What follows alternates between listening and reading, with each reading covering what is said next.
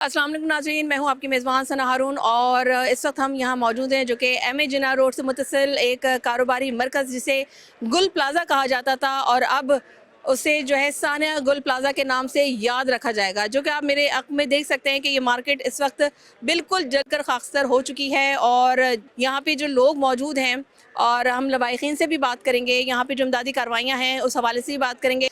तो आप जैसे मेरे अक़ में भी देख सकते हैं यहाँ पे कार्रवाइयाँ भी जारी हैं और इस वक्त जो इमदादी टीमें हैं वो इस बिल्डिंग के अंदर, अब बिल्डिंग कहना तो खैर गलत होगा क्योंकि ये जो बिल्डिंग थी वो अब बिल्कुल खाकसतर हो चुकी है और इसके अंदर दाखिल हो चुकी है टीमें और इमदादी कार्रवाइयों का सिलसिला भी जारी है। यहाँ पे जो लोग मौजूद हैं उनसे भी बात करते हैं और यहाँ पे पुलिस अफसरान भी मौजूद हैं, उनसे भी हम बात करते हैं। सर, इमदादी कार्रवाई के हवाले से बताइएगा कि इस वक्त जो है कार्रवाइयाँ कहाँ तक पहुँची हैं और बिल्डिंग के किस हिस्से तक जो है रसाई हासिल हो सकी है अभी तक जो इमदादी टीमें हैं यहाँ पे मौजूद? इमदादी टीमें काफ़ी यहाँ तक आई हुई हैं, बहुत ज़्यादा काम हो चुका है यहाँ पे ना।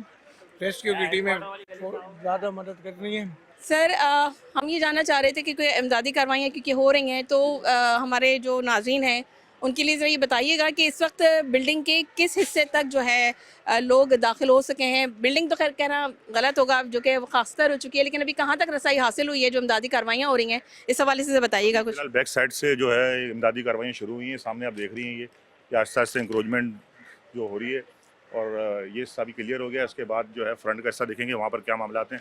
और फिलहाल तो सबसे पहले हमारी जो मिसिंग पर्सन है उनको आइडेंटिफाई कर रहे हैं, उनको ढूंढ रहे हैं कि जो मिसिंग हुए हैं वो क्लियर हो जाएं। उसके बाद डेमोलिशन का सिलसिला फिर बाद में आस्ते आस्ते चलेगा। अच्छा, लेकिन जैसे कि हम बार बार ये बात कर रहे हैं कि जो यहाँ पे जो लोग थे जिनकी ज़ाहिर सी बात है अभी 31 अफराद का भी पता चल सका है, जिनमें से 13 अफराद की शनाख्त हुई है, अभी बाकी की शनाख्त जो है वो बाकी है। लेकिन सर, गुजारिश ये थी, हम बार बार ये गुजारिश कर रहे हैं कि जो कि पिछले सानियात में हमने देखा कि जी वो क्रेन्स आती हैं और फिर उसके अंदर वो पूरी जो बॉडीज़ हैं वो इस काबिल भी नहीं रहती हैं कि लवाहिकीन, अब उनका इतना तो राइट बनता है कि उनको उनकी बॉडीज़ तो मिलें। तो इस हवाले से आप लोग क्या कार्रवाई कर रहे हैं? रेस्क्यू टीमें अपनी काम कर रही हैं। अभी फिलहाल जो जैसे पहले हुआ था वो तरीक़ेकार नहीं है कि बिल्कुल ही मलबा सारा उठा के उसमें जो बॉडीज़ भी चली जाएँ। इसी वजह से आप देख रही है कि इतना स्लो काम इसी वजह से हो रहा है कि पहले बॉडी रिकवर्स हो जाएँ या जो मिसिंग में वो रिकवर हो जाएँ, उसके बाद जो है ये रेस्क्यू का काम होगा। ठीक है, ठीक है, थैंक यू सर।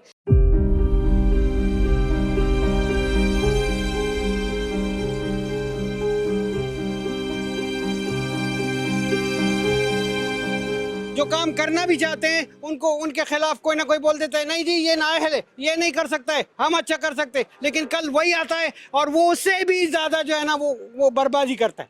और किए है लोगों ने।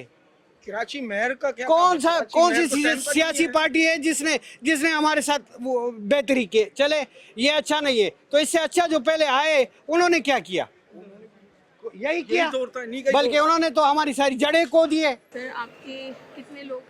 तीन अफराद हमारे हैं, एक वाइफ है मेरी, एक बेटी है और एक मेरी बहू है। सर, अभी तक कुछ पता नहीं? कुछ मालूम नहीं है उनका कि किस पोजीशन में क्या है, कुछ पता नहीं है। तो यहाँ पे जो इमदादी टीमें हैं वो आप लोगों के साथ कोऑपरेट कर रही हैं? कोऑपरेट ये तसल्लियाँ मिल रही हैं हमें, कर रहे हैं, होगा, अच्छा होगा, बेहतर करें, यही तसल्ली है। पाबंदियाँ लगा रहे हैं। पाबंदियाँ ये है कि अगर मैं यहाँ से उधर गया तो फिर मैं यहाँ आने के लिए मेरा कोई वो नहीं है मुझे। बल्कि एक भाई हमारे आ रहे थे, काफ़ी मेरे से भी ज़्यादा एजिड थे, उसको धक्के दे के निकाला गया, रोते हुए वो आया, हमें पता चला, फिर लाए इधर। फिर हमने रिक्वेस्ट की कि सर इसका कोई हल करे, जो लवाहिकीन में से है कम से कम वो जो है ना अंदर तो आ सके ना। तमाशे करने वाले को तो आप भगा दो, धक्का दे दो, कुछ भी कर लो, लेकिन जिसके घर के बच्चे जो है ना यहाँ है वो क्या करे? फिर उनसे हमने या जो डीजी साहब से कहा, इनसे कहा, हमने एक प्रोफार्मा बनाया, उस पर उनके लवाहिकीन के नाम लिखे, शनाख्ती कार्ड नंबर लिखे, इस तरह से मैंने रिक्वेस्ट की और ये मैंने बनवाया इनसे। और ये जो हर जो वो आदमी जो आ रहा है वो वहाँ दिखाए कि भाई मैं जा रहा हूँ इसके लिए। बाकी जो तमाशा करने के लिए आते हैं, रश बनाते हैं, बिल्कुल उनको निकाल दें आप। सही बात है एक्चुअली, क्योंकि मूवमेंट हो जाए, एम्बुलेंस आ जाए। मैं खुद इसके हक में हूँ, नहीं आए फजूल लोग। मैं अपने लोगों को मना करता हूँ कि भाई यहाँ आने की ज़रूरत नहीं है, यहाँ आकर के मज़ीद क्या मसाइल ही पैदा करेंगे, ना आए ताकि ये काम हो सके। ये हम कर सकते हैं, ये हम कर रहे हैं। बहुत तकलीफ है, काफ़ी तकलीफ। देखिए ये तकलीफें काफ़ी इंसानों को दर्द है, लोगों को दर्द है, उस वजह से लोग जो है ना आज यहाँ पर आ रहे हैं, वरना कोई खुशी से या कोई इससे दुख हो रहा है, तकलीफ तक इंसान जो है ना तकलीफ में। पहले दौर के अंदर कोई जानवर भी मरता था ना तो इंसान उसके लिए भी दुख करता था कि ये जानवर क्यों मरा है। आज तो जो है ना इंसान मर रहे हैं, उसके लिए कोई पूछने वाला नहीं है। रेस्क्यू का मकसद है कि सबसे पहले जो है प्रायोरिटी होती है वो इंसानी जान की होती है। आप किसी भी मुल्क में, यार हम तो मुसलमान हैं, हम तो कलमा बोलने वाले, हमें तो इंसानियत का दर्स दिया जाता है, हमें तो अजीम उम्मत कहा जाता है, हमारे यहाँ इंसान की कदर नहीं है। हम और इससे बिल्कुल आगे सही क्या बात कहें? कह रहे हैं आप, क्योंकि हमने तो ये देखा है जो मुहज़्ज़म माशरे हैं वहाँ पे अगर एक कुत्ता भी मरता है तो उसके लिए लोग दर्द महसूस करते हैं, लेकिन यहाँ पे बेहिस्सी का ये आलम है। में कोई दीन ही नहीं है, लेकिन वो हमसे बेहतर है। क्यों बेहतर है? क्योंकि वो इंसाफ पे कायम है। अल्फाज नहीं है कि किन अल्फाजों में ऑब्वियसली सोच के भी अजीब सी रूह कांप जाती है कि किस तरीके से ज़िंदा इंसान उस आग में झुलस के मर गए। लेकिन फिर बहुत बड़े सवालिया निशान हैं हुकूमत के ऊपर, इंतज़ामिया के ऊपर, और इस बिल्डिंग की जो करता धरता थे उनके ऊपर भी बहुत बड़े सवालिया निशान हैं कि इस बिल्डिंग के अंदर कोई फायर एक्सटिंग्विशन का जो है सेटअप क्यों नहीं था। ये वो सवालात हैं जिसके जवाबात हम बहुत अरसे से करते आ रहे हैं। ये पहला वाक़या नहीं हुआ है, बल्दिया फैक्ट्री का वाक़या हमें मौजूद है, आरजे मॉल का मौजूद है। और अगर बात की जाए लवाकिन की तो उनके अंदर गम गुस्सा, उनकी तकलीफ़ का तो हम एहसास भी नहीं कर सकते। मतलब मैं ख़ुद साहिब औलाद हूँ, ज़ाहिर सभी की माँ बहनें भाई बेटे सब मौजूद होते हैं, लेकिन अब हम में इतना खौफ आ गया है नाज़रीन कि हम ये सोच रहे हैं कि अब हम मार्केटों का रुख ही ना करें। नहीं पता कि किस मार्केट में हम होंगे और इस तरह की कोई आग उस मार्केट को अपने लपेट में लेगी और कोई पुरसाने हाल नहीं होगा, कोई बचाने नहीं आएगा। फायर ब्रिगेड का अमला आता है, हम हफ्ते की रात से देख रहे हैं, मुस्तकिल हम लम्हा ब लम्हा आपको कवरेज दे रहे हैं और इन्फॉर्मेशन दे रहे हैं इस साने के हवाले से। जो इस गुल प्लाज़ा, जिसे गुल प्लाज़ा कहा जाता था, यहाँ के सारे चिराग गुल हो गए और जिस तकलीफ़ जिस कर्ब से उनके लवाकिन जो यहाँ पे रोज़ आके बैठे हुए हैं कि शायद उनके लवाकिन की कोई इत्तला मिल जाए। जैसे जैसे वक्त गुजरता जा रहा है, ज़ाहिर सी बात है अब 4 रोज़ गुजर चुके हैं, तो ये उम्मीद तो बिल्कुल ही दम तोड़ चुकी है कि कोई यहाँ से ज़िंदा बच के बाहर आएगा या कोई ज़िंदगी की सांस इस जो है ढेर के नीचे से निकल पाएगी।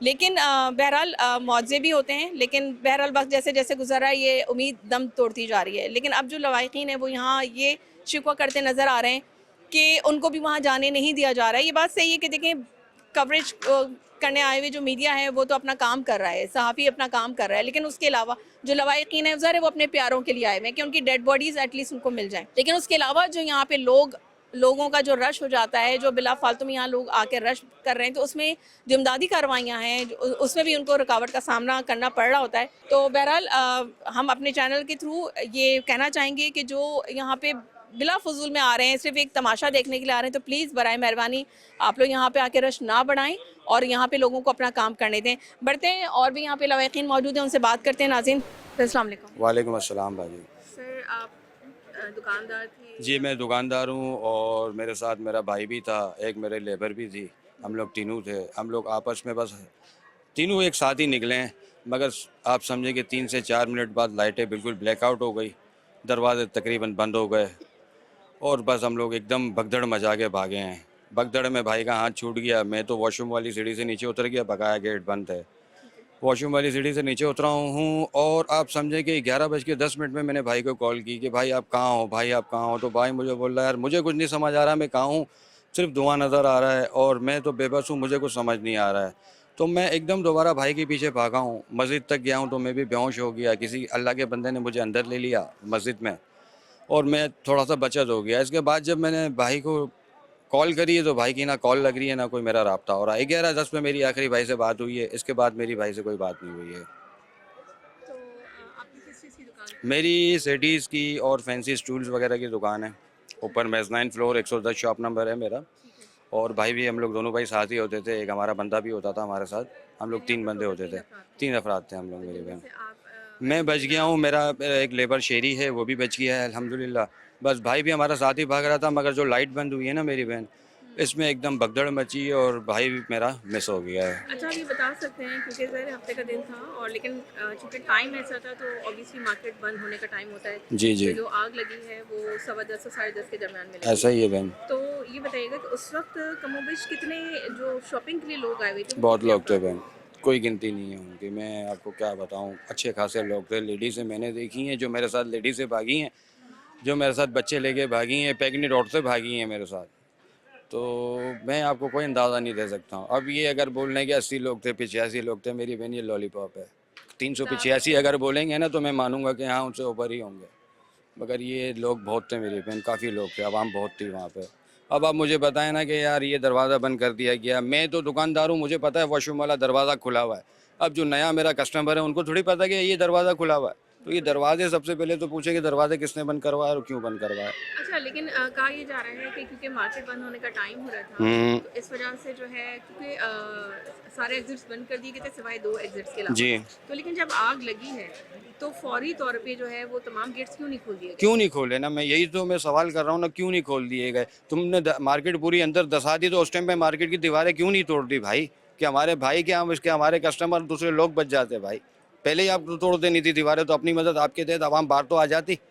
कोई आने का मौका ही नहीं दिया, किसी को आने का मौका ही नहीं दिया बाहर। शुरू में अगर तोड़ फाड़ दे तो कितनी आवाम अपनी मदद आपके तहत बाहर आ जाती।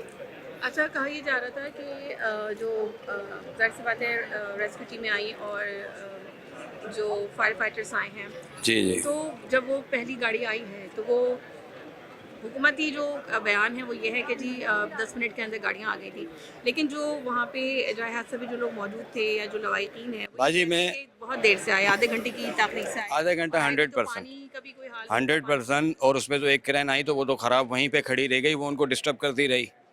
हाँ, वहाँ पे क्रेन खड़ी हो गई थी, मेरे तो आंखों देखा हाल है ना मेरी बहन। हाँ, तो वो वहाँ पे क्रेन एक तो आके वहीं खड़ी रह गई। दो जो लोग फायर फाइटर बुझा के गए, फिर जो दूसरे जो आए आधे आधे पौन घंटे बाद पहुँचे हैं वो। हाँ, इससे पहले अगर वो पहुँच जाते तो शायद बचत हो जाती, और इससे पहले अगर मार्केट के गेट भी खुल जाते तो मुझे लगता है कि बहुत आवाम बच भी जाती।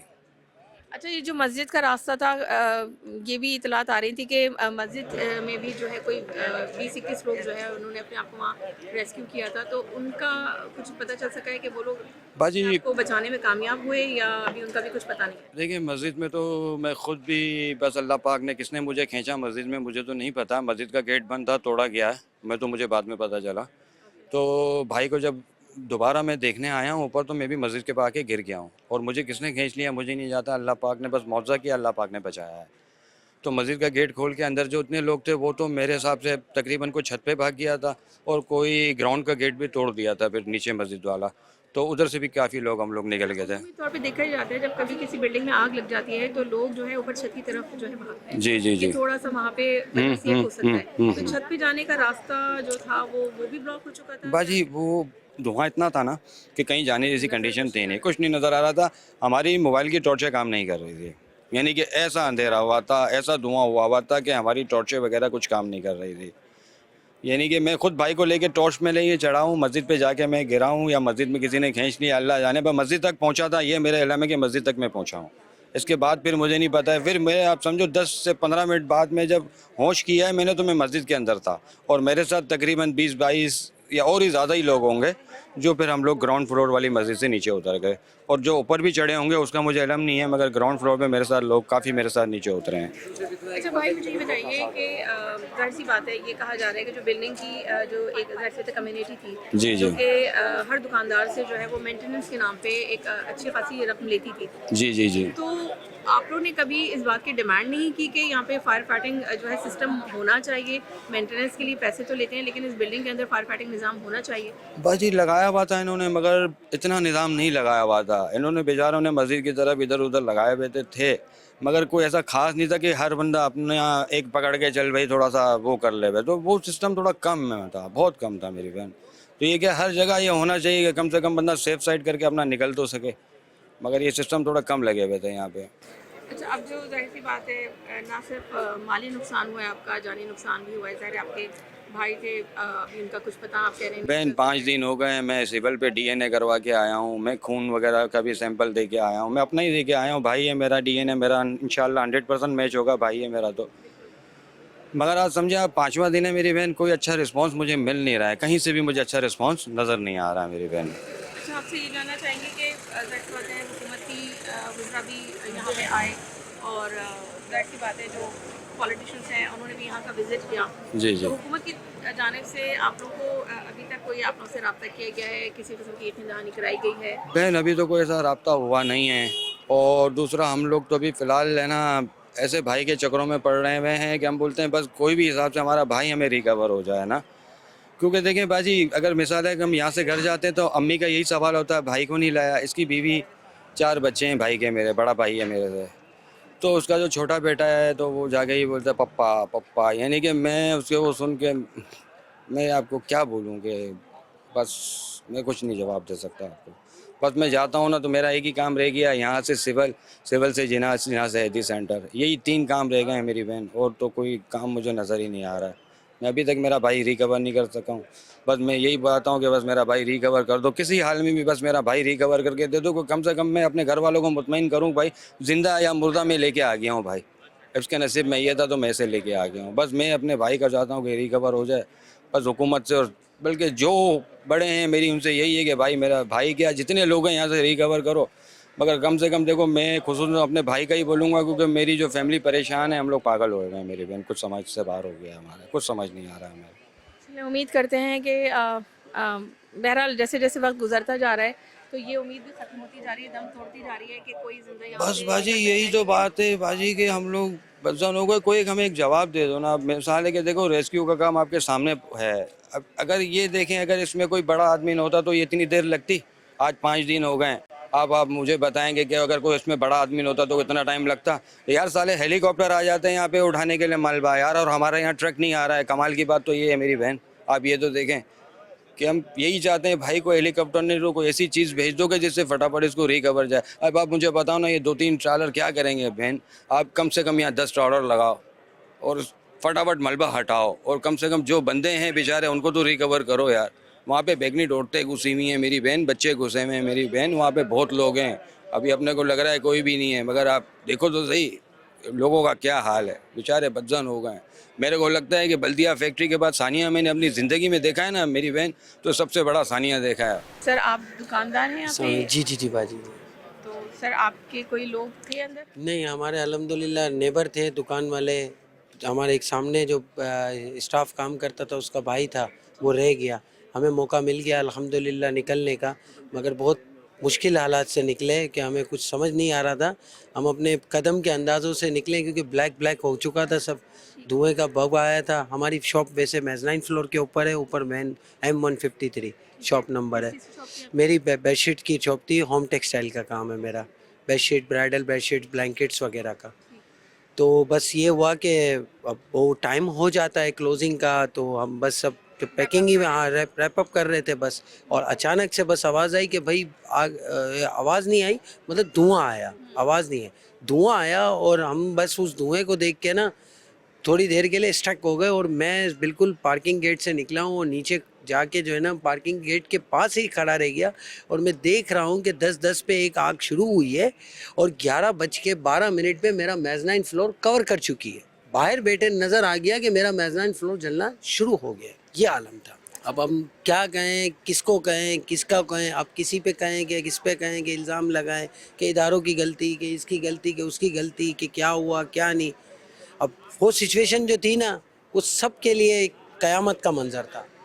और आज आप अभी देख रही हैं जी, आज आप अपनी देख रही हैं, हमें इतलात मौसूल हो रही हैं। 11 बजे हमें फ़ोन आ रहा है, पौने 11 बजे, हमें 12 बजे फ़ोन आया, हमें 1 बजे तक लोगों के फ़ोन आए जो अंदर थे कि किसको किसका नंबर भी मिल रहा था, यार कोशिश करो, कुछ हमें रास्ता नहीं मिल रहा, हमें ये नहीं मिल रहा। फिर उसके बाद फ़ोन स्विच ऑफ होना शुरू हुए सुबह फजर तक किसी का भी, जितने भी दे रहे हो, किसी का फ़ोन नहीं ऑन हो सके। हम तो ये कहेंगे कि आप ये चैनल्स हैं, आपके इतने हैं, आप हम लोगों के लिए, हम तो कहेंगे कि आपके चैनल के ज़रिए हमारी वफाक तक बात पहुँचे कि भाई ये सानिया ऐसा ही है, ये खाली सूबाई गवर्नमेंट से नहीं, वफाक से हल होगा।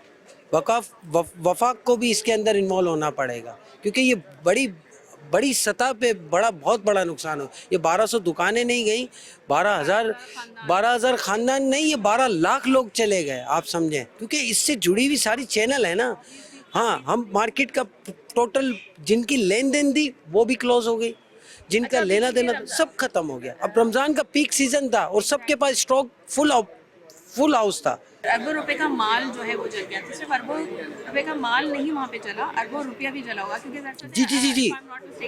आप लोग की डीलिंग कैश में ही होती है ज़्यादा। यस तो जाहिर सी बात है ठीक ठाक अमाउंट भी मार्केट में मौजूद होता है। देखें, यहाँ पे हर तबके का लोग काम करते थे, छोटे छोटे ताजिर भी थे, छोटे छोटे दुकानदार भी थे, जिनको ऊपर के होलसेलर सपोर्ट करते थे। वो 10-10, 20-20 दुकानों पे उनका सामान जाता था, वो वीकली पेमेंट देते थे। सैटरडे जो है ना, वो पेमेंट कलेक्शन का डे होता था, तो वो उस वक्त लेन देन का ही मामला चल रहा होता था। या तो आपकी दुकान से मेरी दुकान में आ गई है, मैंने लॉक कर दी है, मैं पीर को जाके बैंक डिपॉजिट करूँगा, सही है, या मेरे पास आया, मेरे से इसकी दुकान पे चला गया। ये इस तरह सिलसिला चल रहा होता है पार्टियों का, क्योंकि लोग यही भी कह रहे थे ना। पे भी सामान उठा लेते हैं। जी, क्रेडिट पे उठाते हैं बिल, हर कोई क्रेडिट, काम ही सारा क्रेडिट पे है। कैश पे तो कोई भी नहीं आता, कैश पे तो सिर्फ कस्टमर लेने आता है हमारे से। चलिए बस बस दुआ दुआ कर सकते हैं हम कि तो अल्लाह ये ताला आप लोगों के लिए मैसेज देना आसानी चाहेंगे करे कि अल्लाह और पाक सबके लिए आसानी करे और अल्लाह सबका ये नेमू बदल जल्द से जल्द अता फरमा दे। अजीब सा महसूस हो रहा है नाज़रीन, और ज़ाहिर लोगों से, जितने लोगों से हमारे यहाँ बात हुई है, तो कुछ लोग हैं जो खुशकिस्मती से इस सानिया से निकल आए बाहर और ज़िंदा हैं, लेकिन उनके जो प्यारे जो इस आग के अंदर झुलस कर जाँ बहक हो गए। तो जैसे कि अभी हम एक साहब से बात कर रहे थे, एक भाई से, वो ये बता रहे थे कि मैं यहाँ आता हूँ तो भाई की बॉडी का पूछता हूँ, घर जाता हूँ तो माँ सवाल करती हैं, भाभी सवाल करती हैं, उनके बच्चे सवाल करते हैं। तो ये बड़ा तकलीफ़देह मरहला है। नुकसान अलग हुआ है, माली नुकसान अलग है, उसकी तो शायद आगे जाके भरपाई हो जाएगी, लेकिन जो जानी नुकसान हुआ है उसकी भरपाई को कौन रोकेगा, ये एक बहुत बड़ा सवाल है। जी, मैं यहाँ पर सेल्समैन था और मैं यहाँ माशाल्लाह 30 साल से इस बाज़ार के साथ हूँ। जब से ये बाज़ार खड़ी हुई, जब से इसके साथ हूँ। लग रहा था, हम बोल भी रहे थे लेकिन वो सुन नहीं रहे थे। उसके अलावा जो बिल्डिंग के जो सदर हैं, उनके ऊपर भी केस होना चाहिए, उन्हें भी पकड़ना चाहिए, क्योंकि जब आपको ये नहीं लगता है कि क्योंकि जब यहाँ टीमें पहुंची थी, देखिए जो लोग आए हैं यहाँ पे कार्रवाई करने के लिए, तो उनको तो नहीं पता, लेकिन जो सदर थे उनका काम था कि इसका रोड मैप तो देखें, लोगों को कैसे पता चलेगा कहाँ से एग्जिट। लेकिन सदर का सबसे पहले तो काम ये था कि वो अलाउ ही नहीं करते ना कि खिड़कियों को दीवार में बना के बंद किया जाता। सबसे पहला काम तो उनका ये था कि ये खिड़कियाँ जो हैं वेंटिलेशन के लिए हैं, इनको अगर उन्होंने एसी लगा भी दिया था तो खिड़की बहुत तरीक़ों से, आपके घर में भी हमारे घर में भी खिड़कियाँ बंद करते हैं, वेंटिलेशन होनी चाहिए। उन्होंने सारी वेंटिलेशन बंद की, जिसके से धुआं फंस गया अंदर। दूसरा, उनका जो कसूर था, वो खुद भाग गए। ग्राउंड फ्लोर पे वो बेसमेंट में वो मौजूद थे, उनको पता चला ग्राउंड फ्लोर में आग लगी है। जो थोड़ा बहुत उनके पास इक्विपमेंट था उन्होंने ट्राई किया, नहीं हुआ, भाग गए। फर्स्ट फ्लोर पे 10:30 बजे तक लोगों को इन्फॉर्म ही नहीं था कि नीचे हुआ क्या है। लोगों को लगा झगड़ा हो रहा है। 10:50 तक वो हमसे बात करता रहा, जब वहाँ धुआं भर गया। उसके बाद जी 10:50, उस वक्त तक वहाँ आग नहीं थी, सिर्फ धुआं था। तो वो आधा घंटा ये हो, तकरीबन आधा घंटा। अंदर कोई इमरजेंसी लाइट्स नहीं थी, कोई डायरेक्शनल साइनेज नहीं थे, पूरी फैमिलीज अंदर, सब लोग सब पैनिक का शिकार हुए हुए थे, सब पैनिक में थे, कुछ भी नहीं था। आधा घंटा था, आधा घंटा नहीं अनाउंसमेंट इस चीज़ की हुई कि दुकानें बंद करने का टाइम हो गया, आप लोग दुकानें बंद करो। फिर उन्होंने फिर सेकंड अनाउंसमेंट होती थी कि बस 1 मिनट रह गया, आप लोगों ने बंद करनी है। तो बड़े फिर आग लग गई कि अनाउंसमेंट हुई है, फिर भगदड़ मची है। नहीं, आग लगने की अनाउंसमेंट नहीं हुई है, क्योंकि एक और बच्चे का भी इंटरव्यू उस वक्त भी चला था कि उनको नहीं पता चला। उनको बहुत देर तक पता ही नहीं चला कि नीचे हुआ क्या, किसी को नहीं पता चला। मार्केट के लोगों से और भी बात की है, मैं ऐसा नहीं कि मैं यहाँ पे खड़ा हुआ सिर्फ इंतजार ही कर रहा हूँ। मैंने अब मार्केट के लोगों से, दुकानदारों से बात की, और वो बयान देने को तैयार नहीं है अपनी मार्केट के खिलाफ। बट उन्होंने हमें ये ज़रूर बताया कि हमें ऊपर पता ही नहीं चला नीचे आग लगी। उनके अपने भाई अंदर थे।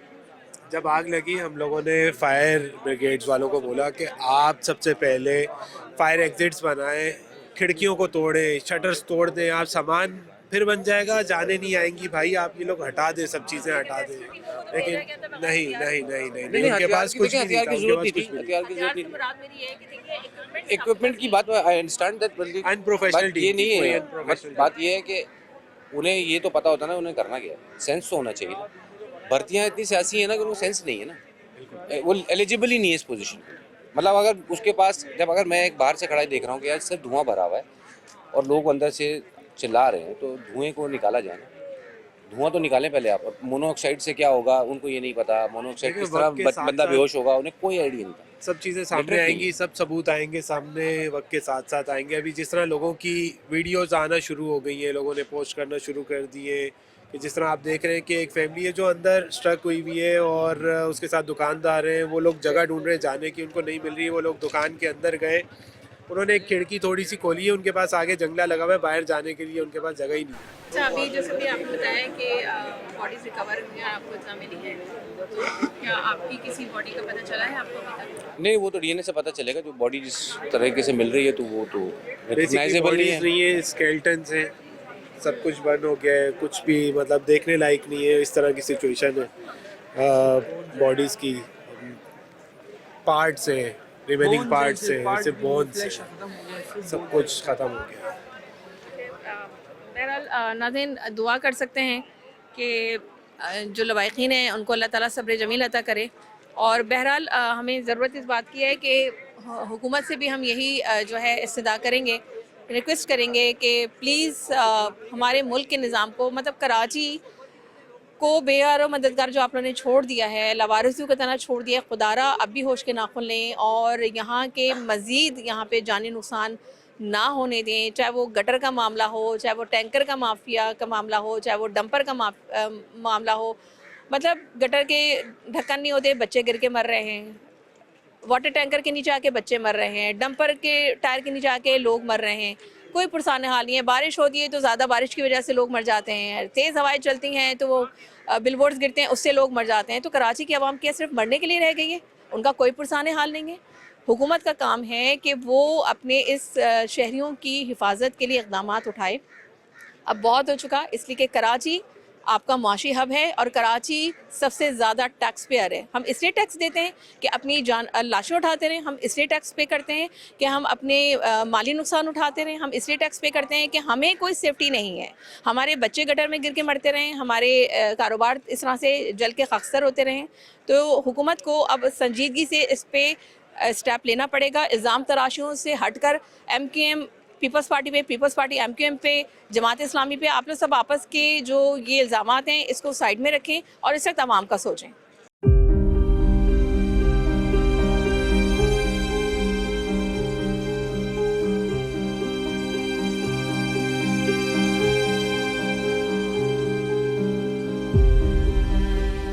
नाज़रीन, आप मेरे हक़ में देख सकते हैं कि गुल प्लाज़ा जो कि एक बहुत ही मशहूर और मारूफ़ जो है तिजारती मरकज़ था, इस वक्त बेबसी की कहानी जो है वो बता रहा है, हर दुकानदार की कहानी बता रहा है। और ये कहा ये जा रहा था कि जैसे कि यहाँ पे जो 1200 दुकानें थी तो वो 1200 अफराद नहीं या 1200 दुकानें नहीं, 12,000 से ज़ायद ख़ानदानों का जो है वो ज़िंदगियों के चिराग न सिर्फ गुल हुए बल्कि उनके कारोबार जो हैं वो मिसमार हो गए हैं। अभी हमारी काफ़ी लोगों से बात हुई है और सबका यही कहना है कि जो माल तबाह बर्बाद हो गया वो तो शायद किसी न किसी तरह से रिकवर हो जाएगा।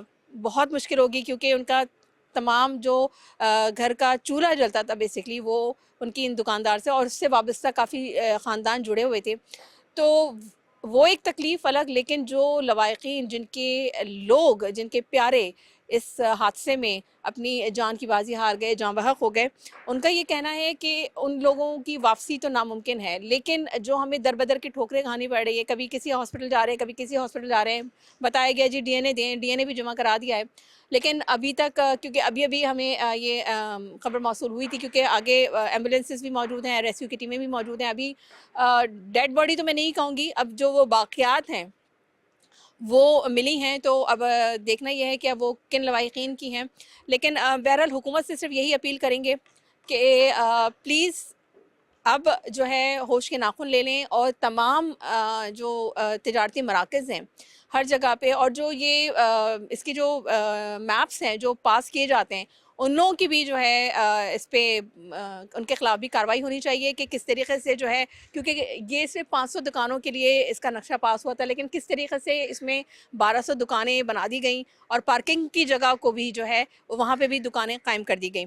तो लेकिन बहरहाल हमारे पास अल्फाज नहीं है कि हम किस तरीके से उनके जज्बात की तर्जुमानी करें, क्योंकि अब मैं समझती हूँ, क्योंकि यहाँ पे हमारी बहुत से लोगों से बात हुई और उन सबका यही कहना था कि अब हम किसी भी मार्केट जाने से जो है डर रहे हैं, क्योंकि कुछ नहीं पता कि हम किस मार्केट में होंगे, हम किस जगह पे मौजूद होंगे, हम अपनी शॉपिंग के लिए गए हुए होंगे, हम खरीदो फरोख्त के लिए गए हुए होंगे और आग जो है उस बिल्डिंग में लग जाए और देखते ही देखते अपनी लपेट में ले ले, लेकिन उन्हें बचाने वाला यहाँ कोई नहीं होगा। तो ये एक लम्हा